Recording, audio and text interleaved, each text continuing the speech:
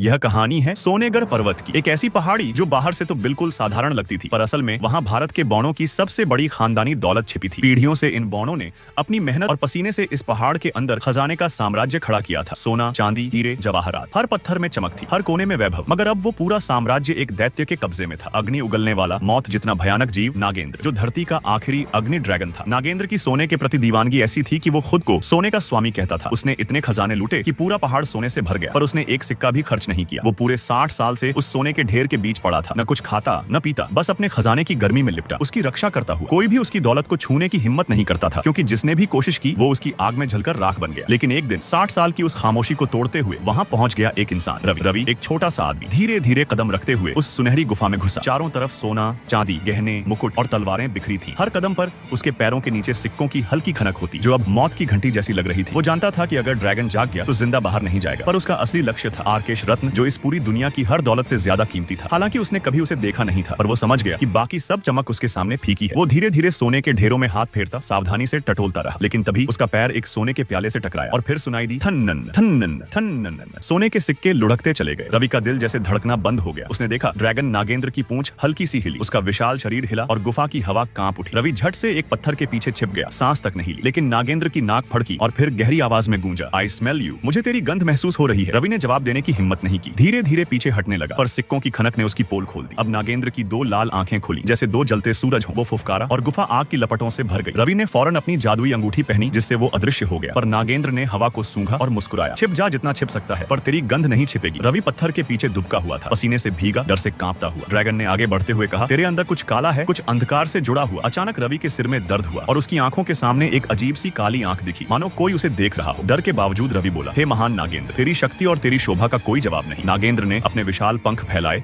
और गर्व से बोला, कई सालों बाद किसी ने मुझसे ये कहा है। उसने अपना सिर झुकाया, अपने सुनहरी शरीर की चमक दिखाते हुए बोला, बोल तू कौन है? रवि ने झूठ बोला, मैं झील नगर के नीचे वाले गांव से हूँ, जहाँ लोग तेरी पूजा करते हैं। नागेंद्र हंसा और बोला, you have nice manners Rafiyan, तेरे तौर तरीके तो अच्छे हैं, पर तू झूठा है। अब रवि समझ गया कि उसकी बात पकड़ी गई है। उसने बिना सोचे दौड़ लगाई, सीधा उस रत्न